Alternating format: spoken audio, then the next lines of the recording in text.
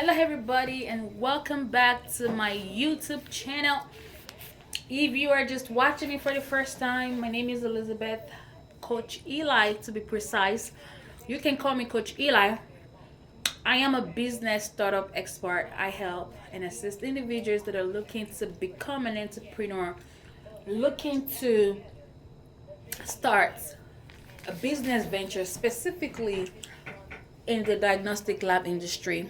I help you to, start your drug testing center, help you to start a staffing agency, help you to start background screenings, help you to start or even secure government contracting. All right. What this video is going to encompass is to show you specifically how a federal chain of custody forms looks like, and also how to properly complete all of the sections in a CCF form, also known as a chain of custody. This is federal. It's a federal chain of custody. So I'm going to show you how to fill it out. The reason is because documentation is a very critical process when you're conducting federal drug test. If you have a error or omission in completing this form, your test is going to be voided or canceled. They do not play with errors. They wouldn't assume it's a mistake, and these labs do not release results on mistakes. Everything got to be correct. In other words, I am on here to show you exactly how to complete the session, what some things mean on here, and how I can help you break it down to your understanding. So again, do not forget to subscribe if you're just joining me. My name is Elizabeth and welcome. Today's topic is how to completely or how to correctly fill out a chain of custody form. What I recommend is that you head to my website or even just simply put it on Google, all right? And I'll link that this form. You can actually access this online. You can print it out or you can open it in another browser while you're listening to me, so you can go through each steps with me as we are doing or as I speak. All right, without further ado, this is the federal chain of custody. It is the same thing across the board. The only difference that you're going to find or see on this chain of custody is each lab's logo. All right, Quest have their own. Everybody has their logo, but it's the same thing. All this data, all this information, or whatever they're asking of you, the questions, if you will, are the same thing. It's the same format, the same template. The only thing is that Quest is going to put their logo on here. CRL, everybody has their logo. It's just customized. That's what I'm trying to say. And another takeaway from this is that once you set up a lab account with these labs, your information is automatically pre-filled out on step 1A, B, G. I'm going to repeat that. Step 1 is this first box right here, and there is step 1A, B, and G. Again, print this out or open up a new browser so that you can understand what I am saying, if that makes sense a little bit. Okay, so let's continue. The first step, so they are actually on the first page. And again, another thing that I want you to take away from this is that this guy right here, okay, has 5 copies. It is 5 copies. All right, and I'm gonna show you. It's 5 copies. Copy 1 is the lab copy. This is the one that goes to the lab with your specimen. When you bag up your specimen, you fold this page, you send it off to the lab. All right, this is page 1, the copy 1, the lab copy. All right, if you don't understand what I'm saying, watch my videos and you will see me do exact thing that I'm describing right now. where we get to fold this. This is the one that goes with the with your urine, the specimen to the lab. The second copy is the MRO copy. That is the medical review officer. You need an MRO for a DOT drug test.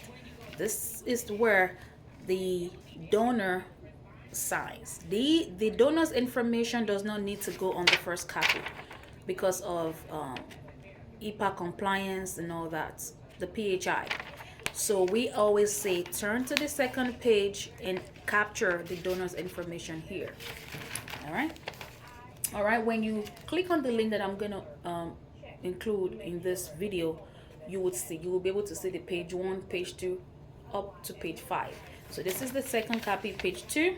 Now the third copy, which is the copy of the collector. You as the collector, you need to also retain this for your record. All right, and the fourth copy is the one for the DER, also known as the employer. All right, because you also need to fax this copy to the employer so that you can get paid. And of course, the last copy is the copy for the donor. They also need to get one once the test is done or completed. All right, like I said, it's the same thing. It's just carbon copy. So when you're printing or when you're writing on this form, make sure you print hard so we all can see through each copy. Make sense? Awesome, that's very good. I'm glad that you got that part sorted. Again, if you need to pause this video, pause and go back, and so that you can understand what I am talking about. For quick reference, although I'm not teaching you the scenarios, but speaking of CCF forms, when you have a shy blood, when you have a temperature out of range, you need to get 2 of these. So one and another one. Who knows why? If you know why, drop it in the comment section. I want to see. You're going to get another copy because you're doing 2 tests for a temperature out of range. The one of 2 tests that you're going to do, one is temperature out of range. The second one is direct observation. So you would need to cross-reference numbers because you're doing 2 tests. But like I said, if you need to understand what a temperature out of range and direct observation tests are, go through my video. I have dropped those videos in the past. Go watch it and you will like it. I can also link that in the comment section. And if I forgot to link it, just kindly ask, can you direct me to the video that I'm referring to now? So let's quickly continue with what I want to teach you all today. So step 1, right? So refer to your copy. Step 1A is already pre-printed. It's asking for the employer name, your ID, and your address. All right, so we're gonna put your account number. The lab is already gonna do that for you, because that's where when you submit your application to the lab, they capture all this information. Step 1B is the MRO information. So whomever your MRO is, they're gonna also print it out here for you. We need to trade this to people. Step 1C, when a donor comes to you, you are gonna get their ID. So you can put in the donor's ID, or you can put in the donor's social security number, or you can put in the donor's CDL state number as well. Okay, so make sure you ask always when the donor comes to you, you're getting their ID, some sort of identification. Also, DO lets us know that you can also call the DER. If the donor did not bring in their ID, you are allowed to confirm their identification from their DER. So you're going to go ahead and put that in step C. For step D, you want to specify the authority or the agency. So the authorities that are here in federal is only HHS or NRC. If they are not from the authority, if you look down the same step 1D, it's also asking for the agency. So it's either or. Either it's the authority or the agency. Most likely for us, it's going to be the agency. So which of these agencies? If you're doing drug tests for the airline, you know it's going to be the FRA. If you're doing FAA, if you're doing it for the railroad, it's going to be FRA. If you're doing it for the motor carrier, it's going to be the FMCSA. Again, always confirm from the DER which of the agencies they belong to. And if you're already a business owner, if you've already gone through mentorship, or even you're learning from me, you would have already been able to, because we discussed this about in marketing, you would have identified which authority or which of the agencies they belong to. What is the reason for the test? That's the step 1E. The reason for the test, you want to let us know. We have so many reasons why people do DOT drug test. All right. And if it's other, you specify. But the common reasons are pre-employment, random, reasonable suspicion or cause, post-accident, return to duty, follow-up, and yada yada yada. Because post-accident, why? If anyone is involved in an accident, we want to know why if they are under the influence of alcohol. So hence, there is a need for drug test when there is an accident. Return to duty, when someone has a positive drug test results and they are asked to go to a SAP program, when they are when they are done with the program, we want to return them to duty, but we have to also make sure they are clean before we can put them back to work. Right? Randomly, we want to make sure people are not using while they are on clock. Right? So we want to randomly test them as well. And of course, before you can get a job, we also want to make sure you're clean, your background, everything is up to par. We do drug tests for pre-employment and so on and so forth. Again, come to mentorship, sign up for my class. I'll teach you more of this. What are the drug tests that we do? For the purposes of DOT, we only conduct 5 panel drug screens, right? Which are THC, COC, PCP, OPI, AMPH, unless specified. Then you would again call the DR, but most likely it's gonna be this 5 panel because DOT is 5 panel split drug test. And that concludes your step 1. That's how you fill out step 1, and you're done. Make sure you're following through as you're watching, so this can make a lot of sense to you. I'm gonna quickly proceed into step 2 for the purposes of DOT. For now, it's gonna be urine until oral fluid is being finally regulated and finalized. For right now, everybody is still waiting on the 2 labs to be approved. For right now, I'm gonna say urine. We're gonna check out urine. What type of urine are you doing, a split or single? Make sure these are the things that you want to know, because if you omit this session, you're gonna have a canceled test. You don't want your test to be canceled, so you're gonna go ahead and choose split. So make sure you know how to fill this one. Once you follow through the steps, it would make sense and you will understand, because a lot of people are having difficulty in completing the chain of custody. They are so used to the electronic, and electronic is going to cost you more money because you have to pay for that software, right? So you want to learn how to use your chain of custody, and that's why I'm here today to show you. Again, do not forget to subscribe, because again, freebies like this, healthy tips like this are going to come your way, and you want to be in the know when these things drop. So that is everything about step 2. All right, and you know further down, you want to be able to collect the temperature within 4 minutes. So they're asking us, is this temperature within 4 minutes, and is it within range? What is considered in range? 90 to 100. You're gonna let us know. So if you're gonna say yes, then you don't have to put in a remark. Then that means the test is uneventful. But the moment you say no, then that means it is eventful. Then you have to put a remark. What is the event that occurred? We want you to tell us, so you're gonna have to describe. It was out of range, there was a shy bladder, there was refusal to sign, whatever the problems are.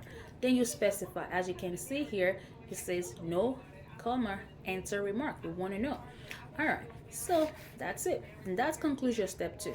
For step 3, you then have an instruction. What does it say? It says you donor initiates the seal and donor complete step 5 on page 2, MRO copy. So what you're gonna do in step 3, I'm gonna take a pause, because you will then go ahead and do your split collection. Remember, you are looking for 45. Once the temperature is in range, that's why they want to know if the temperature is 90 to 100. Then you go ahead and do your split. Once you split, this is A and B. Take out these labels right here. All right, put A on 30 and put B on 15. Then you let your donor initials. Once they initial, do not initial while the seals are on here. Initial while the seals are on the vial. While the seals are on the vial, I'm looking for a vial. So you already know. Again, go back and watch my videos. You understand what I'm talking about. Once they initial, you ask the collector, you date. All right. Once that's done, what did the instruction say? We are still on step 3. The instruction says, make the donor complete step 5. When Remember I said this is a carbon copy. When they are doing step 1 through 3, everything is automatic and it's all 5 copies. But guess what? Step 5 is not. So you do have to turn and allow your donor to complete the step 5, where they are actually certifying. There is a statement they need to certify, and they need to print their name, today's date, their date of birth, email address, and a good phone number. Once that's done, you make sure you verify and you flip back to your first copy to complete your paperwork. So you're gonna go ahead and do step 4. Step 4 says initiated by collector, which is you and the test facility. So you are gonna do your own portion, and when this gets back to the lab, the test facility also have to make sure what you're saying is correct. They need to verify your work. That is the reason why I always say do it correctly. You hear me say that in class all the time. Do this correctly, do it correctly, because it is a chain of custody. Everybody can track your movements, what you're doing at what time, and all that. We're gonna get in that in a minute. So you go ahead and sign, put your name, dates, and the time of collection on step 4. Further down on step 4 right here, we also want to know who you are releasing your specimens to. Is it to FedEx? Is it to Quest Korea? Whomever is picking up that specimen and taking it to the lab for you, we want to know who that person is. So in most cases, you're gonna put FedEx or whomever again your supplies is coming from. So the reason again is because it's a chain. So from your lab to the federal to the FedEx guy to the lab. So the lab is gonna also attestate here. That is none of your business, but I'm just letting you know that the lab also does double check. They also in here you will see the lab also would confirm, oh yeah, it is true, FedEx delivered this package. So again, it's a chain. The reason for all of this process is because of the fact that this is a federal regulated test. It is regulated, so we need to know what you're doing. I hope this video is very helpful. I don't want to keep it too long, that's why. And again, if you have further questions, you can definitely call me on 301-883-1047. My team are always ready and will answer your questions. You can also leave us an email where I actually get to respond to you. And we offer coaching, support, training courses. You can add on our website, officialcoacheli.com, and to be in the know, to see all the things that we offer. I hope this video has been helpful. Make sure you subscribe, and I'll talk to you very soon again. Bye. It's your girl, Coach E.